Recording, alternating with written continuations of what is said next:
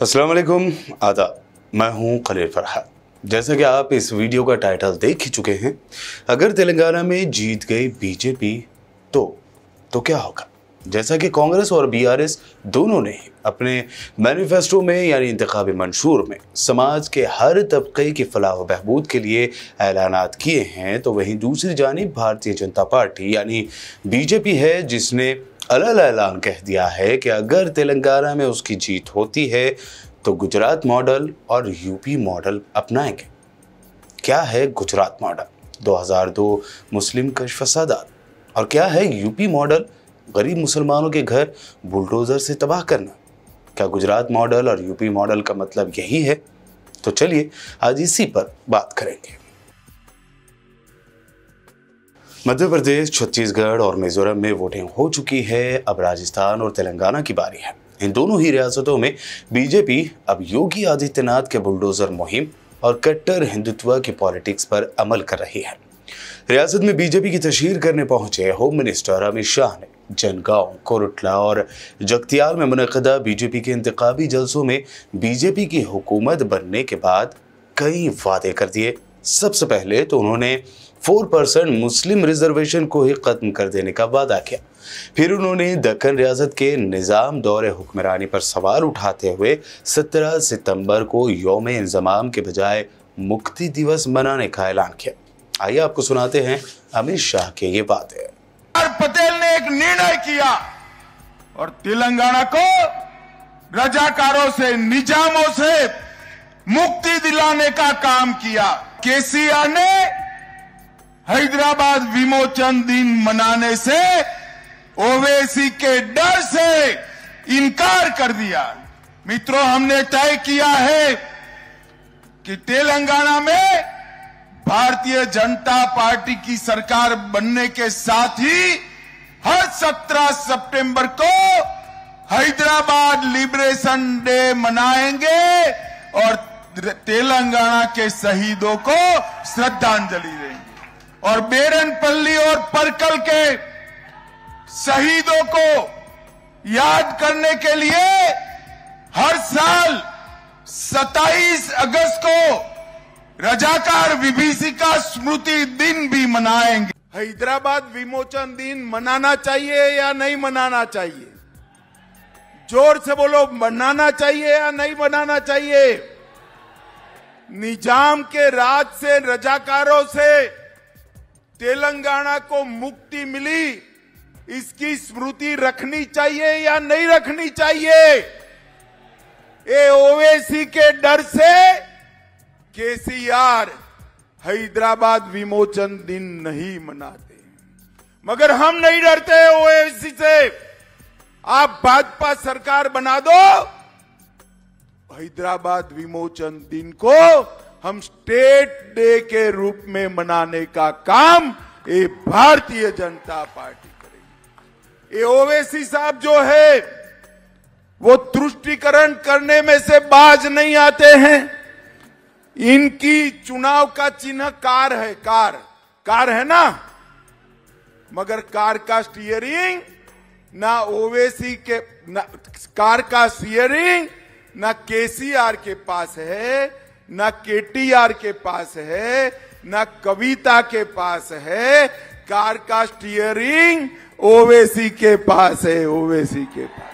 Telangana BJP सदर और मरकजी वजीर जी किशन रेड्डी ने भी बुलंद बांग दावा करते हुए कहा कि अगर तेलंगाना में बीजेपी की गवर्नमेंट बनी तो लॉ एंड ऑर्डर में बेहतरी के लिए यूपी की तर्ज पर तेलंगाना में भी बुलडोजर हुकूमत बनाई जाएगी। किशन रेड्डी का पैगाम साफ है कि तेलंगाना बीजेपी अब यूपी मॉडल के नाम पर वोट चाहती है। इससे पहले भी देखने में आया था कि तेलंगाना में बीजेपी का एक उम्मीदवार जब अपना नॉमिनेशन फाइल करने निकला तो उस उम्मीदवार ने अपनी रैली में बुलडोजर शामिल कर ली।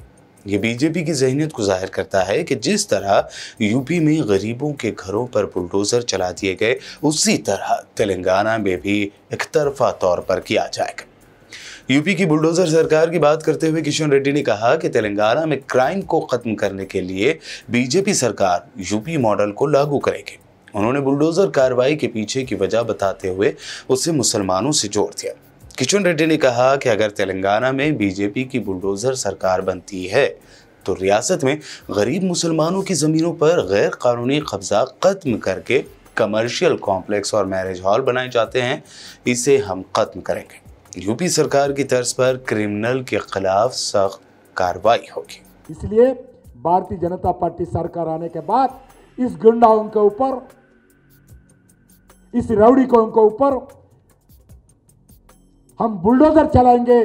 पूरे पुराने शहर के गरीब मुस्लिम को हम रक्षा रखेंगे, हम सेफ रखेंगे, हम प्रोटेक्शन देंगे, उनके साथ रहेंगे, उनका विकास के लिए काम करेंगे। अब सवाल ये उठता है कि बीजेपी की नज़र में क्रिमिनल कौन है, क्योंकि उसी की पार्टी के एक एमएलए है जिसकी वजह से हैदराबाद की फिजा हमेशा खराब हुआ करती है। गोशा महल से बीजेपी एमएलए राजा सिंह अक्सर अपनी हेट स्पीच में यूपी के योगी मॉडल का जिक्र करते हुए बुलडोजर कार्रवाई की धमकी एक मखसूस मजहब के लोगों के खिलाफ देते हैं। और जो लोग भारतीय जनता पार्टी को वोट नहीं करते उनको मैं कहना चाहूंगा कि योगी जी ने हजारों की संख्या में जेसीपीज बुलडोजर मंगवा लिए हैं। जो लोग योगी जी को सपोर्ट नहीं करें उन सभी एरियाज को आइडेंटिफाई किया जाएगा। और पता है ना जेसीपी और बुलडोजर किसके लिए यूज में आते हैं। एक तरफ बीजेपी के रियासती सदर किशन रेड्डी मुसलमानों की फलाह के लिए बुलडोजर कार्रवाई की बात करते हैं, तो दूसरी जानिब उन्हीं की पार्टी के एक एमएलए इसके बिल्कुल बरक्स यानी बिल्कुल उलट ही बयान देते हुए नजर आते हैं।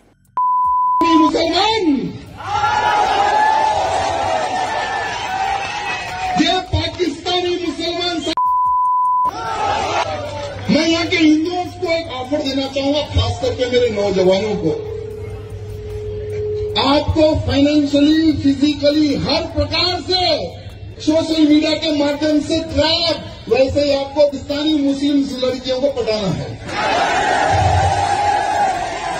और वहां से राजा सिंह ने इंतखाबात में सिर्फ मुसलमानों के खिलाफ जहर उगलते ही नजर नहीं आए, बल्कि वो खुद अपने ही मजहब के लोगों को भी धमकी देते नजर आए। आप खुद देख सकते हैं। तो ये चुनाव में भी हमने पूरी पकड़बंद करके रखी है वहां पर कि कौन कहां से किधर फोन कर रहा है, कौन नेताजी नगर से बाहर जा रहा है, कौन जामबाग से किस गली से किस घर में जा रहा है, कौन किस होटल में बैठ रहा है। इलेक्शन के बाद उल्टा लटका दूंगा, बड़ी बात नहीं बोल रहा हूं। ये चुनाव मेरी जिंदगी और मौत का चुनाव है और मैं मरने से नहीं डरता और ना ही किसी को मारने से मैं डरता हूं। सोच समझकर कोई भी भाई गद्दारी करना, क्योंकि मेरे दुश्मनी बहुत महंगी पड़ेगी। जब मैं दुश्मन को नहीं छोड़ सकता हूं तो मैं अपने लोगों को छोड़ सकता हूं क्या? इसलिए हाथ जोड़कर निवेदन है, ये लड़ाई धर्म की लड़ाई है और धर्म को जिताना है, अधर्मियों को हराना है। ये बात ध्यान रखना। बहुत बहुत धन्यवाद। आने वाले एपिसोड्स में हम गोशा महल कॉन्स्टिट्यूएंसी और यहाँ के उम्मीदवारों का काला चिट्ठा जरूर खोलेंगे। आज बस इतना है, लेकिन आप सोचिएगा जरूर। हम में से बहुत से लोग समझते हैं कि नफरत फैलाने वाली पार्टी तेलंगाना में हरगिज हुकूमत नहीं बना सकती, लेकिन क्या आप मध्य प्रदेश, महाराष्ट्र में हुकूमत कैसे बनी इस बात से वाकिफ नहीं है? कैसे एक पार्टी के एमएलए, एक पार्टी क्या मध्य प्रदेश में कांग्रेस के 2 टुकड़े हो गए और आपने जिसे अपना कीमती वोट देकर उन्हें इख्तिदार सौंपा, उन्होंने अपने आप को बेचकर बीजेपी को इख्तिदार पर बिठा दिया। महाराष्ट्र में भी ऐसा ही कुछ हुआ। तो आप सोचिए कि अगर आप तब्दीली की लहर का सोचकर अगर अपना वोट किसी पार्टी को दे रहे हैं, तो क्या आपके वोट से चुनकर आया वो एमएलए कहीं दूसरी पार्टी में ना चला जाए या चले जाए? तादाद ज्यादा भी हो सकती है। तो आप सोचिए, अगर ऐसा कुछ हुआ और तेलंगाना में बीजेपी इख्तिदार में आई तो क्या होगा? वही होगा जो उन्होंने वादे किए हैं, जो अभी हमने आपको बयान किया है। वही होगा जो जहर फैलाने वाला उसी पार्टी का एक एमएलए खुलेआम अपनी धमकियों को अंजाम देगा।